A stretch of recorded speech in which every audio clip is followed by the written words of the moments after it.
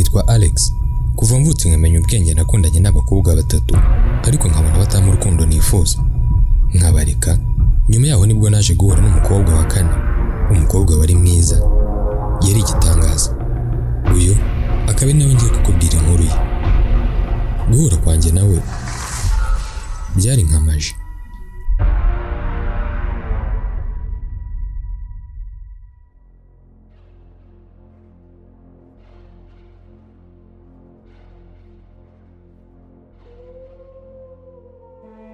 Ikaze kuri KTV 250. Uyu munsi inkuru tugiye gutangira yitwa Magic Love. Iyi nkuru rero ikaba yaranditswe na Top Sam, nkaba narifuje kuyisubiramo no kuyitunganya neza ku buryo bw'amajwi kugira ngo iyi nkuru y'urukundo irusheho kuba nziza cyane uko abantu bagenda bayumva.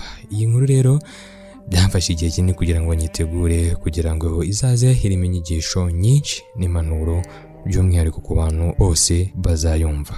Iyi nkuru ushobora kumva irimo ibintu bimeze nk'ibiteye ubwoba, gusa ni imagination. Nizere ko ntawe biri buze gutera cyangwa ngo bibe byamukanga, ahubwo uri burushaho kuryoherwa na buri episode uko izagenda iza. Njye ugiye kubagezaho iyi nkuru nitwa Jehovani ikorwa ishaka, naho irindi jwi uri buze kujya wumva ni Ntagara Delphine, niwe wamfashije kugira ngo iyi nkuru ize kuba nayo yarushaho kuba nziza cyane nk'uko uri bugende ubyumva. Gusa muri iyi nkuru nitwa Alex, ndaza kwikubwira nitwa Alex. Reka rero ntagutindiye dutangire na episode ya mbere kuri Magic Love.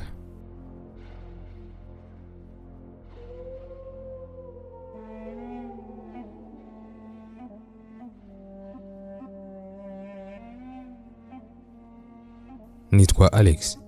Kuva mvutse nkamenya ubwenge nakundanye n'abakobwa batatu, ariko nkabona batamu urukundo nifuza. Nkabareka. Nyuma yabo nibwo naje guhura n'umukobwa wa kane. Uyu mukobwa yari mwiza. Uyu akaba nawe ngiye kukubwira inkuru ye. Ndabyibuka neza uko byatangiye, kuko nari ndi kumwe n'abahungu b'inshuti zanjye. Hari kuwa gatanu turimo gutembera, twaje kugera ku nzu nziza cyane barimo bubaka, gusa iyo nzu yari itaruzura.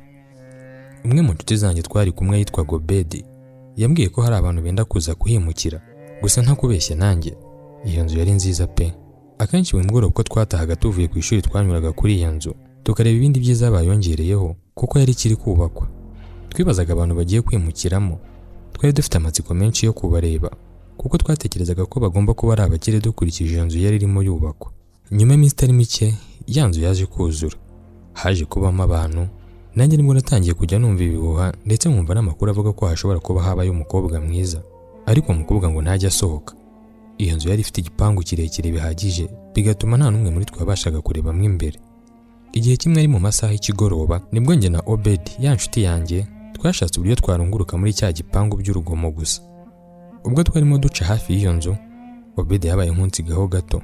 Nanjye naramuhamagaye, ndamubwira numva man, kiriya gipangu numvise ngo habaye akana keza wana, kandi sindakabona. Obedi yarambajije ngo none dukora iki ngo tukarebe. Sinzi igitekerezo cyaturutse cyo kurira igipangu. Ndambwiye ntiwatse tukurira igipangu tukarungurukamo imbere. Obedi yarambwiye nti sawa, nta kibazo. Ubwo twigiye ruguru y'igipangu, ahita nsunika, nicara hejuru y'urukuta rw'igipangu, ndungurukayo. Kubw'amahirwe nabonye wa mukobwa arimo kumesa imyenda.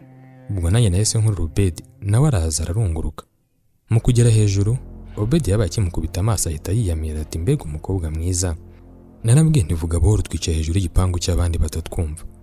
Kwiyumanganya byaramunaniye, arambwira tumva man, sinatinya kuvuga ko uriya mwana ari mwiza pe, ahubwo ngiye gushaka uburyo nzamugeraho. Nyimara kumva igitekerezo cya Obedi nahise numva byaba bibaye nkihangana, kuko nanjye ntakubeshya numvaga nshaka kuvugisha uwo mwana w'umukobwa.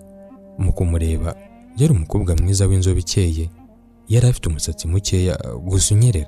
Kureba ubwiza yari afite ntaho byari bihuriye n'ibihuha byamuvugwagaho ngo ni mwiza, kuko yari mwiza ku buryo utabasha kubisobanura.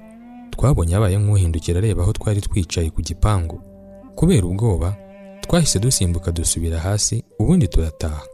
Mu kugera mu rugo, iryo joro naraye nibaza wa mwana w'umukobwa nabonye, kuko numvaga mfite inzozi zo kuzashaka umukobwa uhiga abandi, akaba ari we nsaba ko dukundana. Umunsi wakurikiyeho mu masaha y'umugoroba, hari nka saa 9 cyangwa saa 10 n'igice, nigira inama yo kujya kureba wa mukobwa njyenyine, kuko numvaga na Obedi ashobora kuba yamukunze, nkanga ko byaduteranye. kubera ko nari njyenyine icyo gihe kurira byabanje kungora, gusa mbona amatafari yari hafi aho yari yarasigaye bubaka igipangu. Naregeranyije ubundi ndazamuka nicara ku gipangu hejuru. Wa mukobwa narongeye ndamubona, gusa icyiza ni uko ahantu twarungurukiraga habaga hihishe ku buryo nta muntu n'umwe wabaga yapfa kukubona. Uwo munsi naratashye, gusa nkomeza kujya njyayo buri gihe, kandi buri gihe uko narebagayo naramubonaga. Akenshi hatabaga ari gufura, yabaga ari koza ibikoresho byo mu rugo, ari gukora amasuku cyangwa ari kuboha. Namaze ibyumweru birenga 2 mbikora ubundi nkataha, gusa nyuma y'iyo minsi ndumva hari nko kuwa 5 cyangwa kuwa 6 natashye numva ibintu nakoraga ari ububwa, mvuga ko ntazongera gusubirayo na rimwe ngo njye kurunguruka ndetse no kureba umukobwa w'abandi.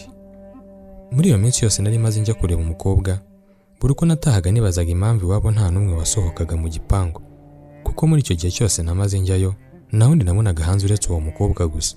Sinzi nimba barahoraga imbere mu nzu, niba ari uwo mukobwa wenyine wahabaga ntabyo narinzi, dore ko nta n'umushyitsi cyangwa n'inshuti yo muri izo karitsiye bagiraga. Gusa nanone ibyo ntibyari ikibazo, sinabyitagaho, ahubwo nitaga kuko bari bafite umukobwa mwiza gusa, dore ko nubwo nari ndi gutaha agatima kakomezaga kampata kuzajyayo n'ejo, kandi numva nanjye ntashaka gukomeza kurira igipangu cy'abandi. Nyuma y'iminsi igera kuri 3 ntajyayo, ku munsi wa 4 nashyize iryinyo ku rindi, ndagenda ndakomanga. Wa mukobwa nawe yarankinguriye ndinjira, anyicaza mu dutebe duteye mu busitani imbere kuri salo. Kwinjira mu gipangu hari ahantu hanini kandi hagari pe. Wa mukobwa yaraje ubundi anyicara iruhande atangira kunganiriza. Kusa nkaho ufite ubwoba? Njyewe se oya, ntabwo mfite.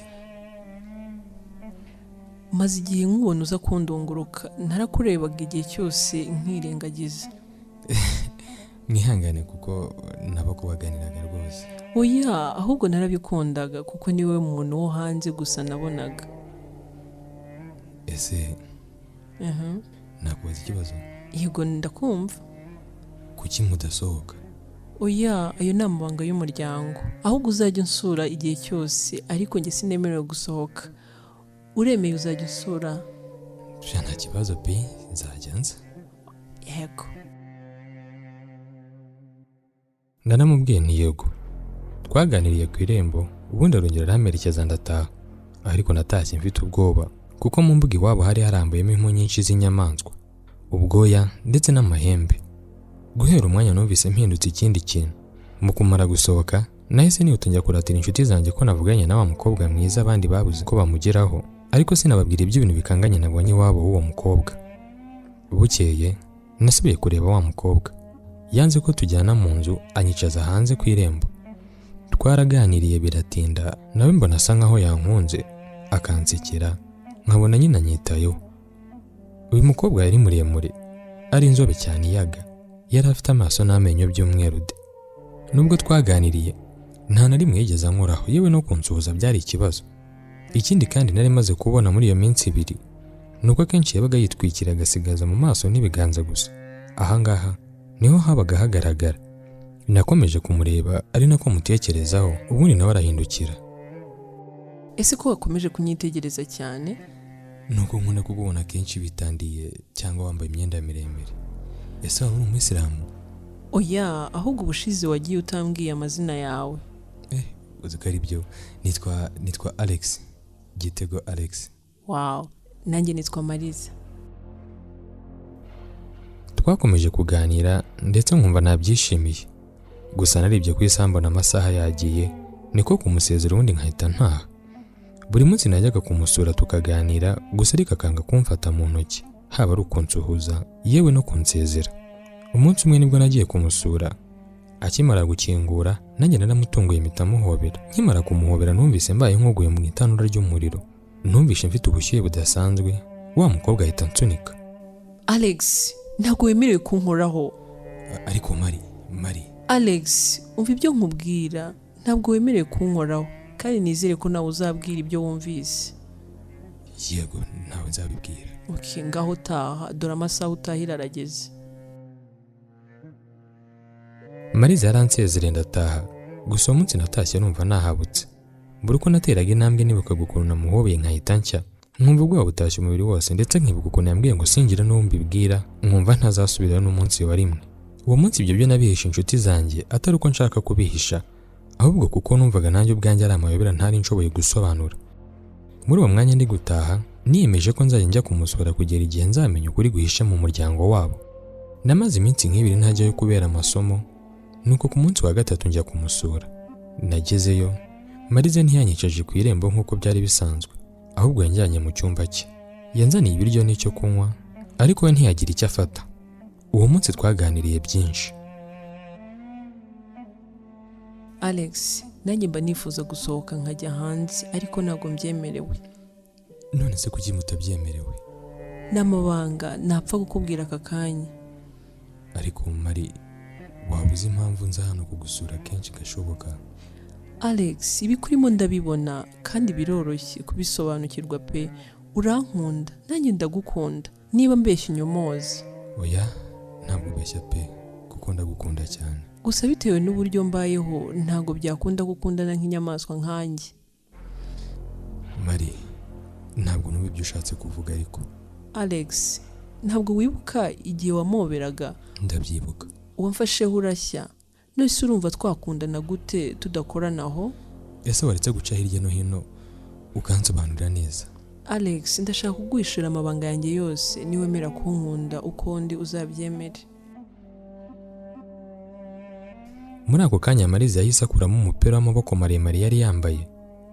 Ndebye mbona amaboko ye yuzuyeho ubwoya nk'ubw'inyamaswa.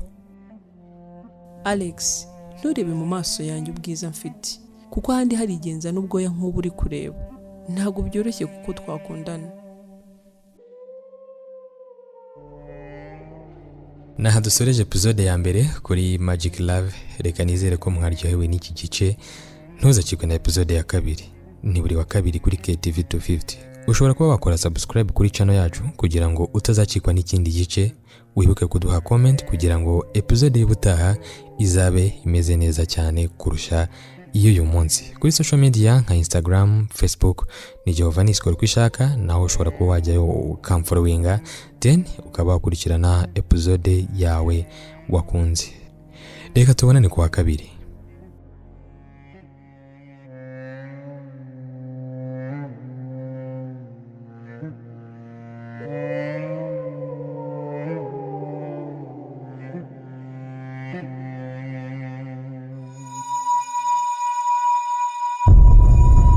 Nitwa Alex. Kuva mvutse nkamenya ubwenge nakundanye n'abakobwa batatu, ariko nkabona batamu urukundo nifuza, nkabareka. Nyuma yaho nibwo naje guhura n'umukobwa wa kane. Umukobwa wari mwiza, yari igitangaza. Uyu akaba nawe ngiye kukubwira inkuru ye.